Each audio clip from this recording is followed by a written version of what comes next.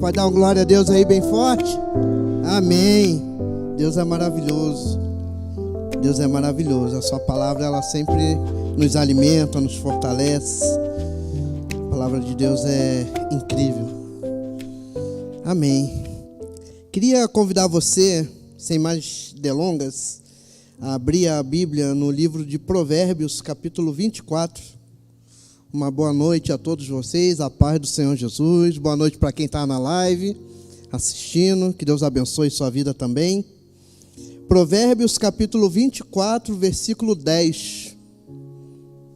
Provérbios 24, versículo 10. Quem achou diz amém? Amém. Na minha versão diz assim: se te enfraqueceres no dia da adversidade, tua força é pequena. Tem outra versão que diz: se te mostras fraco no dia da angústia, quão pequena é a tua força. Por que que eu escolhi começar com esse versículo? Porque já foi até falado um pouco aqui, né, sobre a intimidação do inimigo, as batalhas, né? Nós temos vivido dias onde nós temos muitas pessoas enfrentando lutas, enfrentando batalhas, e a gente nunca sabe quando vai chegar a nossa vez de lutar, né? Só que uma grande estratégia que o diabo tem é de fazer você e eu pensarmos que a gente não é capaz de vencer. O inimigo, ele tem uma estratégia de fazer a gente até mesmo, de certa forma, acabar negando a palavra de Deus, porque a palavra de Deus, ela é categórica, ela nos garante a vitória. Jesus disse que nós teríamos aflições, mas para a gente confiar nele, porque ele venceu o mundo. Mas aí quando a aflição chega, a gente se intimida. Quando vem alguma situação complicada, a doença, por exemplo, a doença é uma situação que ela vem para dizer: você não é capaz de ficar de pé, você não é capaz de avançar, você não é capaz de ir no culto hoje. Ela quer te intimidar, ela quer menosprezar o que Deus te deu, fazer com que você não entenda e não viva. A Aninha ali, quando chegou, a gente estava conversando e ela usou uma expressão, quase que eu perguntei se ela leu o meu esboço, que ela falou assim: Marcos, eu estou vivendo, eu estou honrando o Senhor, porque Ele tem me dado bênçãos e eu quero viver as bênçãos que Deus me deu. E é assim que a gente tem que andar. Se Deus tem abençoado, a gente tem que viver. Se Deus tem garantido na sua palavra a vitória, a gente tem que viver. E aí a gente tem que saber e às vezes pedir ao Senhor para curar a forma como a gente se enxerga. E eu vou trazer aqui na palavra, mais à frente, alguns exemplos, né, na vida de Davi, na vida de Gideão, na vida de Moisés. Tem tantos exemplos na palavra de pessoas que por algum motivo tinham algum tipo de desprezo, de ser menosprezado, né?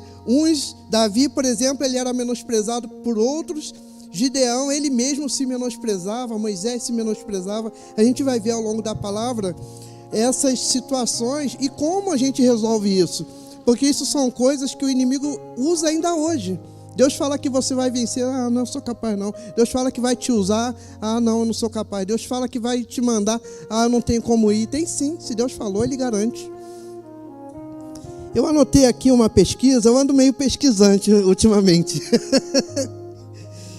Eu anotei assim, o ato de desprezar consiste em desvalorizar, rebaixar, diminuir a importância de alguém ou de algo. Isso pode acontecer de forma direta ou sutil. Tipos de menosprezo: o menosprezo verbal direto, né, ofensas, insultos, xingamentos, sarcasmo, ironia, elogios falsos, piadas ácidas usadas para humilhar disfarçadamente, invalidação emocional, minimizar os sentimentos alheios com frases como isso é drama, ou você exagera. Eu estou lendo bem literal o que a pesquisa me trouxe, tá? Desdém não verbal, expressões faciais de desgosto, revirar os olhos, bufar, ignorar. Tratamento de silêncio, ignorar mensagens, perguntas.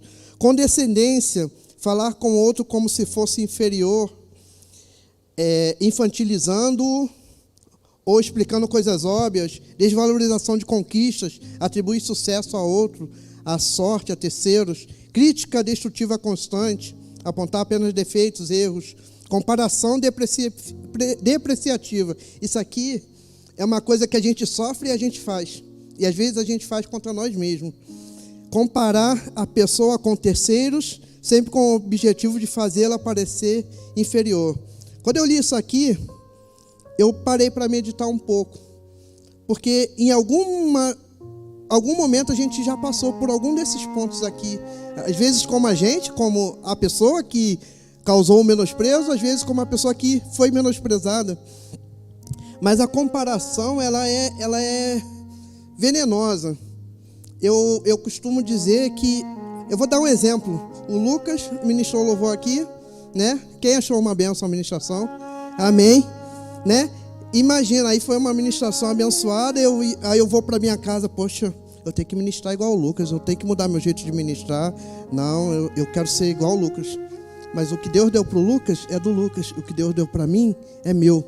O que Deus deu para a Gabriela, da Cláudia, do Sandro. E assim Deus faz. Eu vou pregar igual o pastor Roger. É lógico que quando a gente tem uma liderança, a gente aprende, a gente, né? Conforme vai caminhando, a gente vai ficando cada vez mais parecido com o nosso líder, com a pessoa que está ali nos inspirando. Mas isso não quer dizer que eu vou ficar me comparando. Poxa, a palavra do pastor foi tão boa domingo, eu tenho que manter o mesmo nível. Eu já começo a jogar perdendo quando a gente faz isso, né?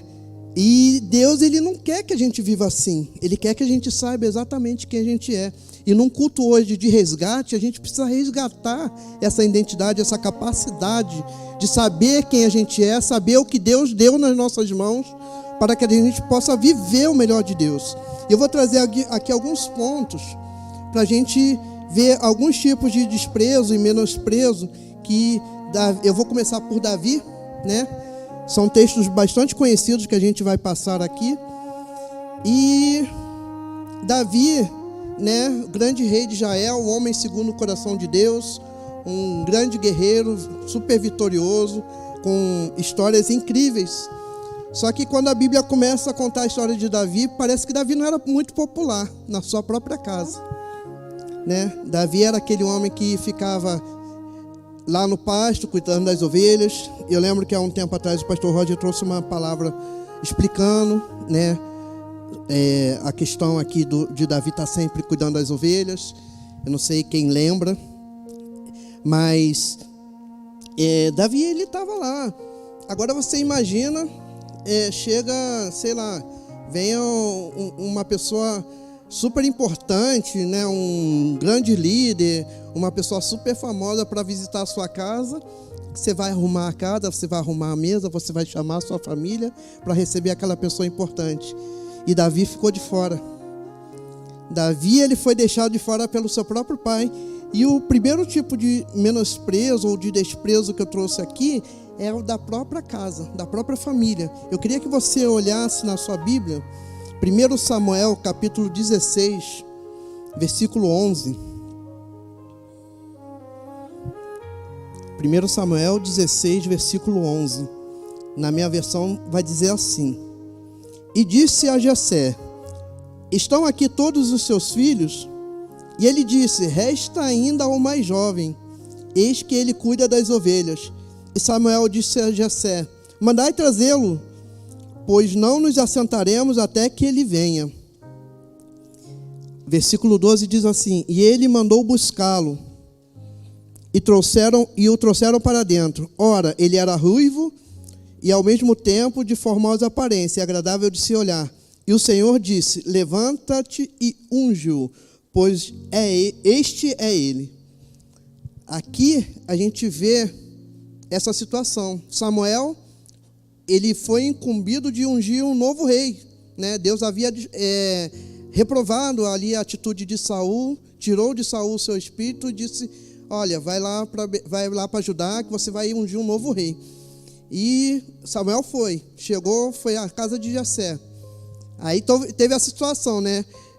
Samuel, ele disse que ia fazer um sacrifício, né? A gente já falou um pouco sobre sacrifício, né? Sobre como era feito o sacrifício. Eles queimavam ali o animal e depois sentavam para comer, dividiam uma porção daquela carne ali, também era dividida entre a família.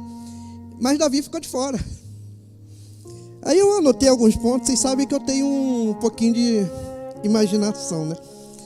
Eu fiquei imaginando essa cena, né? Jessé, ao ser questionado, A gente sabe a história, quando Jessé começou a mostrar os filhos, Samuel, começando pelo mais velho, queria ungir o mais velho, era um guerreiro, era um homem feito, e Deus falou, não é esse, eu não vejo como você vê. E veio o segundo, e veio o terceiro, até o último, e de repente não era ninguém, né? O que está acontecendo? E Jessé tem que encarar a culpa de ter desprezado um filho, ter deixado um filho de fora. E ao mesmo tempo, fiquei imaginando a cabeça, o coração de Samuel ali, sabendo que o futuro rei tinha ficado de fora. O rei de Israel, que Deus mandou ele ali para ungir, tinha sido excluído do evento, né? Não tinha importância, vai lá cuidar das ovelhas. Será que Jessé não tinha nenhum servo para mandar cuidar das ovelhas? Tinha que ser Davi mesmo. Mas Davi, aconteceu isso com ele. E como ele venceu isso, né? Eu vou passando pelos pontos, eu não vou demorar muito para a gente não sair daqui muito tarde, porque eu sei que vocês acordam cedo da manhã. Mas, quando Davi chegou, Deus confirmou a Samuel que era Davi, o novo rei. Então, como Davi venceu esse desprezo dali da família, esse descaso, né? Aí eu anotei assim, que o Espírito Santo falou comigo, em alguns casos não há nada que nós possamos fazer. Nesse caso aqui, Davi não tinha o que fazer, ele era o filho mais novo, ele tinha que obedecer ao pai dele. E naquela época, irmãos, eles obedeciam, não era igual hoje não, que o filho bota dedo na cara de pai, não. Eles obedeciam. E Davi, ele fez o que o pai dele mandou, né? Havia um evento importante. Davi talvez nem estava sabendo o que estava acontecendo, não sei. A Bíblia não é tão clara, né? Mas Davi estava lá cuidando das ovelhas e ele se sujeitou à vontade do pai. Davi fez tudo o que ele tinha que fazer naquele momento. E o que ele não podia fazer, o Senhor fez. E eu quero dizer para você essa noite, que o que você não pode resolver, Deus vai entrar e Ele vai resolver, e Ele vai devolver ao seu lugar devido, aonde você deveria estar, Deus vai te colocar de volta, em nome de Jesus. Não tem intimidação, não tem desprezo que vai fazer você perder nada do que Deus te deu. Em nome de Jesus, você vai viver o melhor de Deus. Ele garante isso. Em 1 Coríntios 1:27 diz que Deus escolheu as coisas loucas e fracas, eu resumi aqui, tá? Escolheu as coisas loucas e fracas desse mundo para confundir as fortes e as sábias. Foi o que aconteceu com Davi. Era o mais moço, era o que ninguém gostava, era o que estava lá com cheiro de ovelha. O apóstolo também tem uma mensagem maravilhosa, né, sobre sair de trás das malhadas. E foi esse homem que virou o grande rei de Israel. E não satisfeito, Deus ainda colocou ele como patriarca, vamos dizer assim, de Jesus. A linhagem de Jesus passa por Davi. Amém? Então, você e eu, nós somos posso dizer assim, da família de Deus, porque Jesus disse que nós somos filhos, né? E a Bíblia diz que nós somos filhos e que podemos chamá-lo de pai e de Abba Pai, né? Eu costumo dizer que Abba Pai é papai, né? Então, Deus, ele nos colocou nessa situação.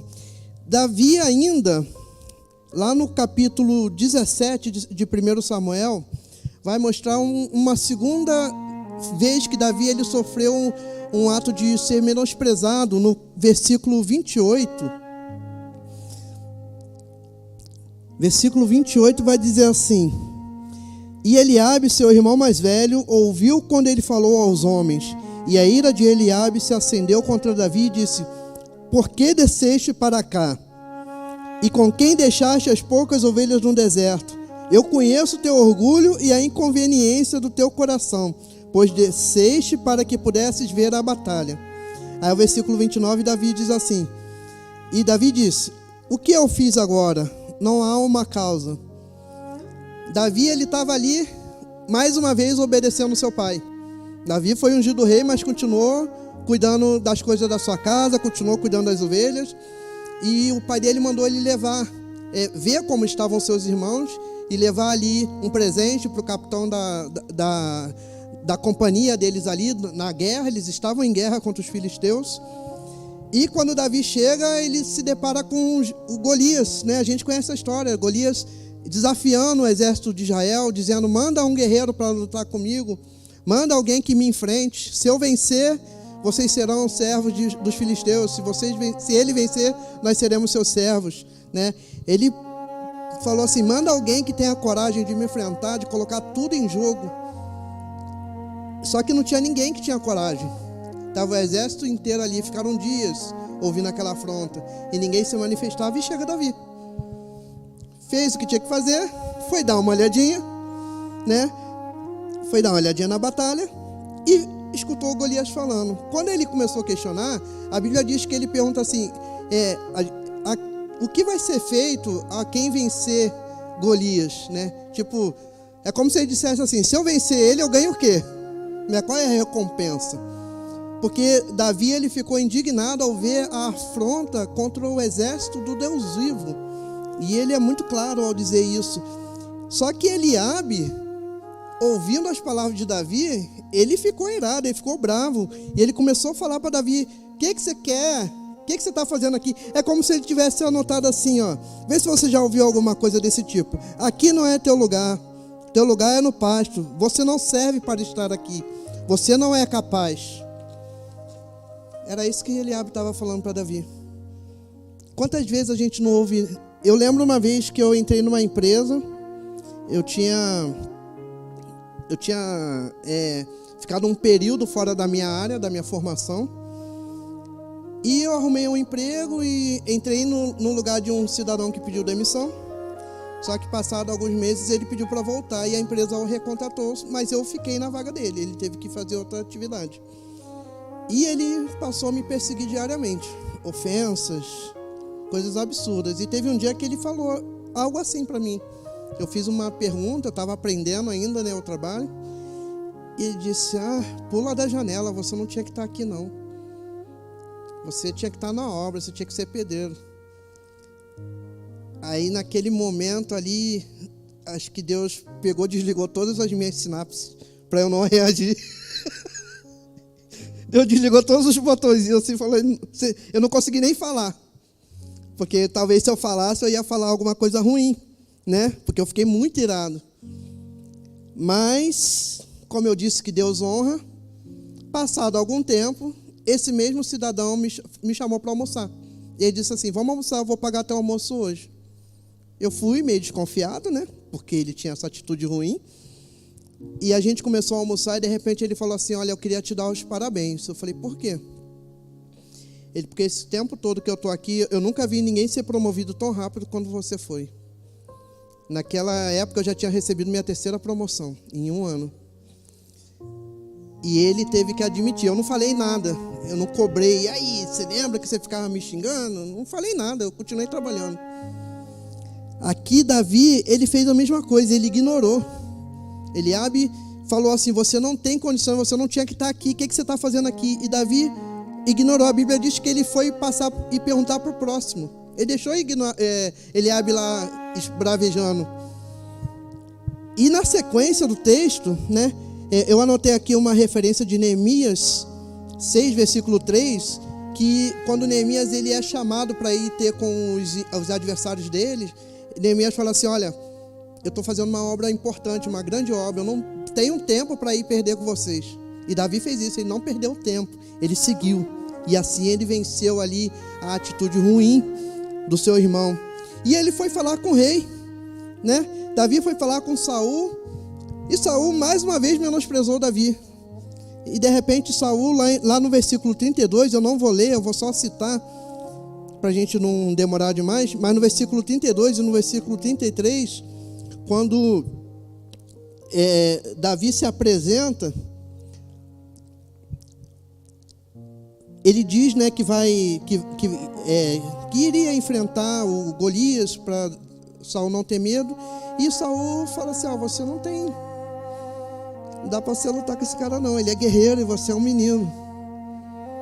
E às vezes a pessoa que a gente conta, ela por algum motivo, às vezes nem percebe, mas ela fala alguma coisa que faz você se sentir pequenininho. Saul, ele não estava mentindo. Aos olhos humanos, era impossível Davi vencer. Ele não estava mentindo. Mas Saul esqueceu e não prestou atenção que ele disse que Davi já tinha se posicionado para lutar em nome do Senhor. Quando ele ouviu a afronta, ele já falou assim, ó, esse cara aí está desafiando não é o povo não, é o meu Deus. Então Davi, ele já sabia o segredo, o caminho para vencer, que era estar com o Senhor, estar posicionado, né? O pastor falou esses dias aqui sobre estar posicionado. E Davi, ele venceu isso mostrando para Saul que ele tinha já suas experiências, né? E ele conta para Saul, olha, estava lá cuidando das ovelhas e veio um leão e pegou uma ovelha, e toda vez que isso acontecia, eu ia atrás do leão, segurava ele pela juba e o matava e tomava a ovelha de volta, e assim também com o urso.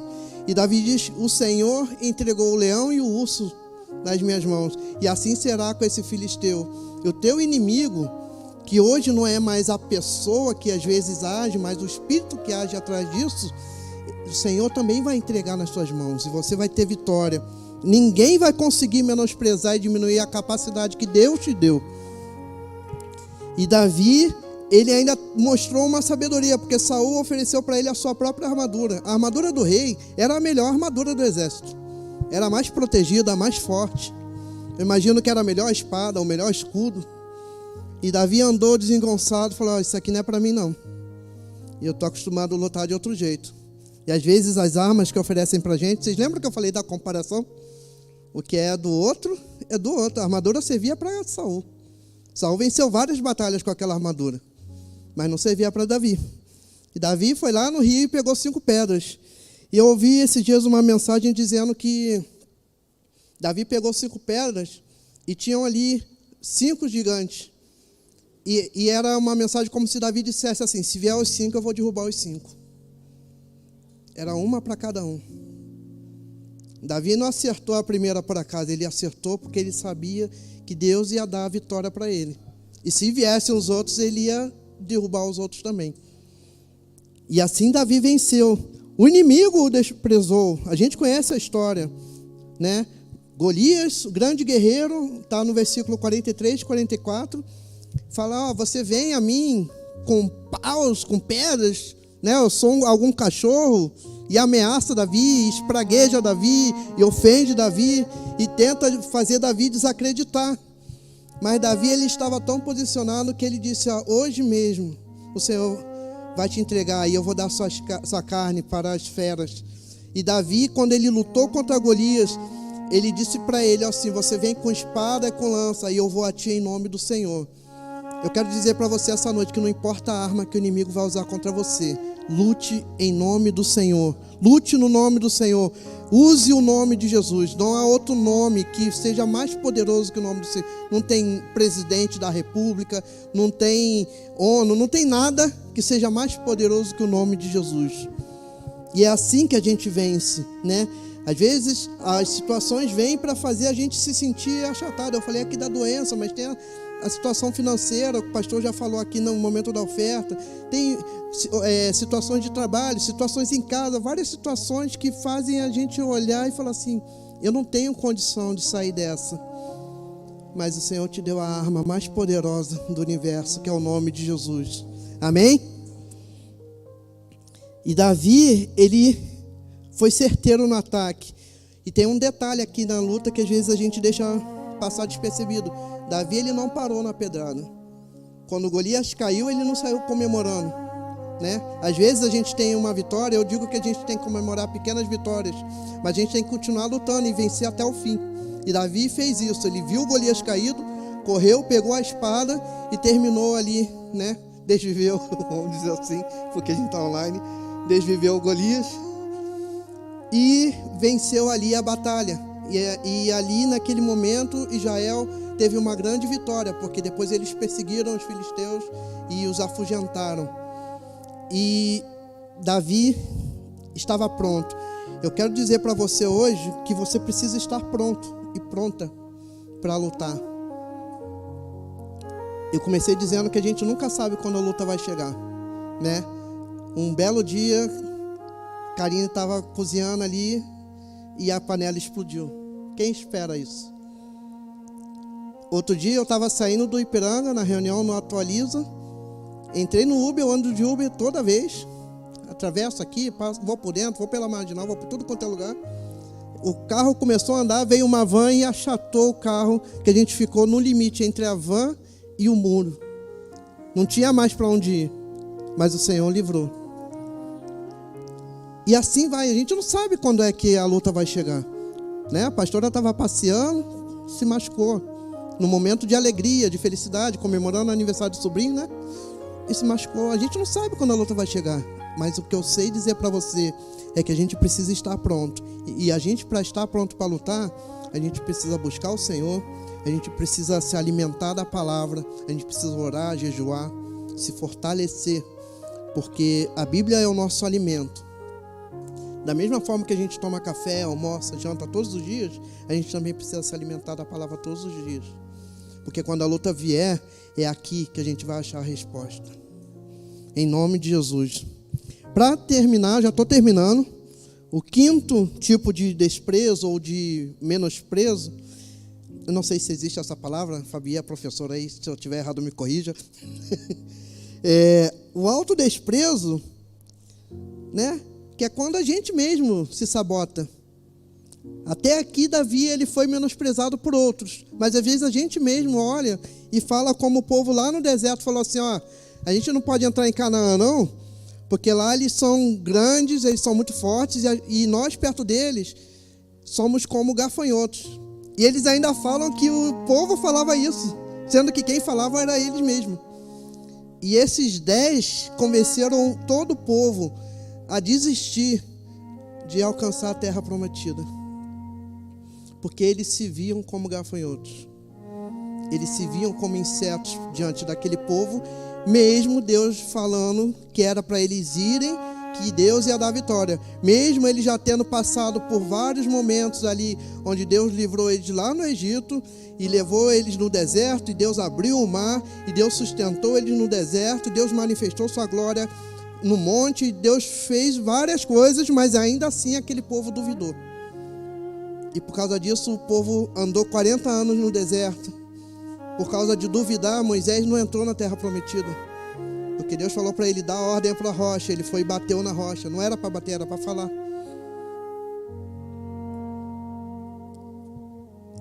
A gente tem que confiar na palavra do Senhor. O que Deus falou que você é o que está escrito aqui. Ó. Não importa quem fale ao contrário. Você é o que está escrito aqui. Lá em Êxodo 4, versículo 14, mostra que a ira de Deus se acendeu contra Moisés, porque Moisés foi chamado para libertar o povo e para ir falar com o faraó, e a gente conhece a história. Moisés falou, mas eu sou pesado de fala, eu não sei falar, eu não consigo falar direito, né? Uns dizem que ele era gago, outros dizem que era o linguajar, eu não sei exatamente o que era, mas Moisés, ele não queria de jeito nenhum ser o libertador de Israel. E Deus falando, vai que eu vou te usar, vai que eu vou agir através de você. E Deus já mostrou sinais ali, Moisés ainda insistindo, até a hora que a Bíblia diz que a ira do Senhor se acendeu contra Moisés, pela teimosia de Moisés contra o próprio Deus. Mais à frente, em Juízes, capítulo 6, e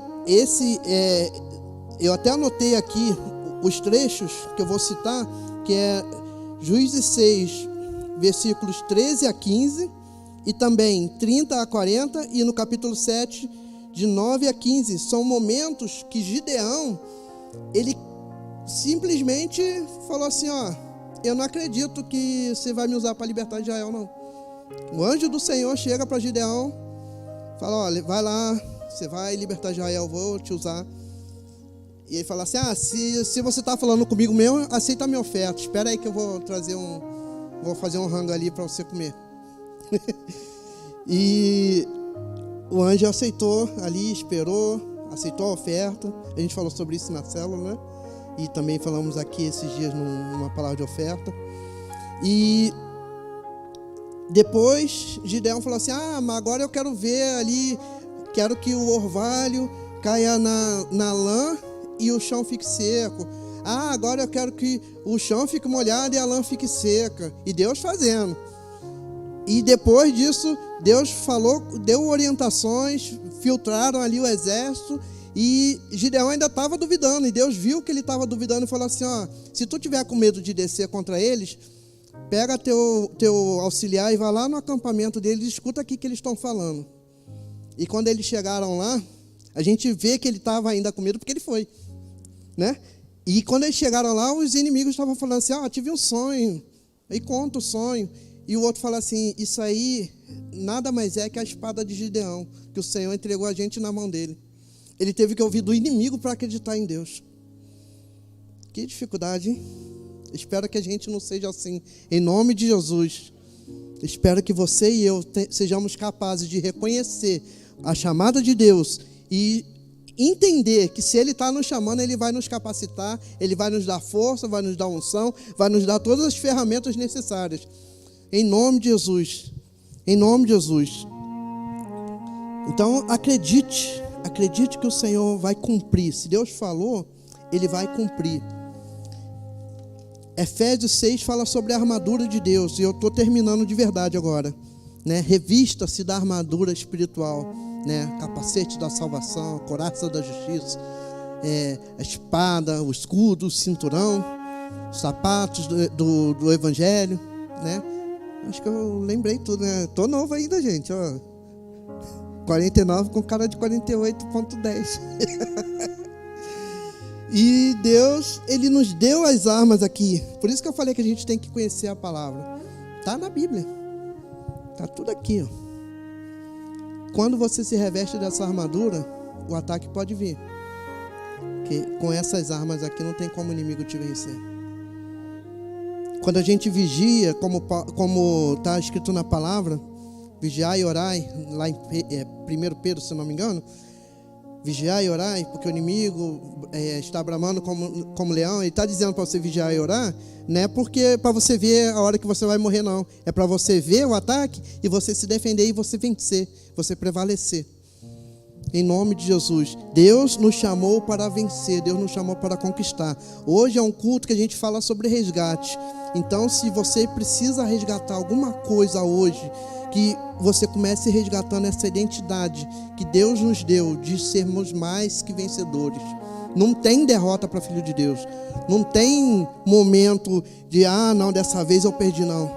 Se parece que você está perdendo é porque a situação ainda não acabou. Porque Deus, Ele garante, a Bíblia diz, Jesus falou, não sou eu que estou falando, não. Eu venci o mundo. Então, pode confiar em mim, né? Em nome de Jesus. Lembre-se que Jesus foi extremamente desacreditado, caluniado, questionado, perseguido. Mas nada disso parou.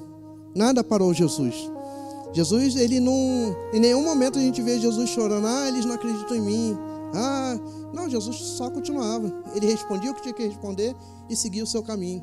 Seguia fazendo seus milagres, seguia ensinando o Evangelho, seguia formando os discípulos para fundar a igreja, e foi até o dia da sua morte na cruz, e depois, ao ser ressuscitado, ele ainda continuou ali alguns dias ministrando, já, né, ressuscitado. Jesus nunca parou porque alguém deixou de acreditar nele. Se alguém duvidar de você, deixa de duvidar. Que Deus um dia vai fazer essa pessoa pagar um almoço para você e falar assim, poxa, você arrebentou, hein? Amém? Que nessa quarta do resgate nós possamos lembrar que podemos ser em Deus agentes do nosso resgate. A gente cantou aqui, o milagre sou eu. Não é isso? Nós somos agentes do resgate. E quando Deus quiser nos usar para resgatar, que não seja só a nossa vida, mas a nossa família e a outros também. Né? Lembra de Abraão que resgatou Ló daquela batalha terrível dos 9 reis. Para viver o melhor de Deus, devemos ser como Davi, corajosos, hábeis, preparados para agir quando chegar a hora. Como é que está a sua preparação? Eu vou terminar com essa pergunta para você ir para casa pensando. Como é que você está hoje? Você se sente pronto para lutar? E isso aqui é uma pergunta para a gente refletir. E quando a gente for orar, falar assim, Senhor, completa em mim o que falta. Completa em mim o que eu preciso para ser como Davi, para ser vencedor como Gideão, para ser como Jesus foi aqui na terra. Amém? Você crê nisso? Você vai conquistar? Quem vai conquistar aqui? Dá uma glória a Deus. Amém. Então se coloca de pé, vamos orar. Vamos orar ao Senhor, em nome de Jesus. Que Deus abençoe a sua vida. Que Deus derrame a sua graça e a sua glória. E derrame em você o entendimento de que Ele te vocacionou. Você não está aqui à toa. Você não veio para cá só por mais uma quarta-feira. Você veio porque Deus queria falar contigo e comigo essa noite. Você tem uma identidade em Deus e ela precisa ser resgatada hoje, para você vencer e viver o melhor de Deus na sua vida. Se gostou desse vídeo, se inscreve no canal, curte e compartilha.